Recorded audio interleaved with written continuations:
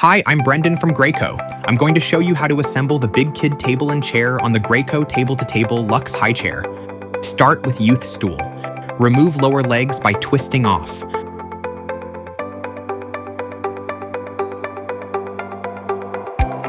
Store footrest away. Flip tray over to access caps. Twist caps off of the tray.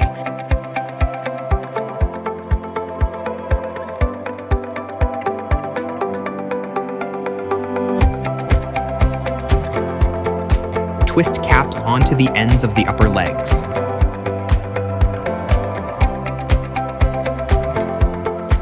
To assemble the table, twist lower legs into the tray where the caps were previously stored. Check that legs are tightened. Add seat pad back onto the chair by placing on seat bottom and into seat back. Add seat back onto seat by inserting down. Check that it is properly attached by pulling up. Now you are ready to use your child's table and chair.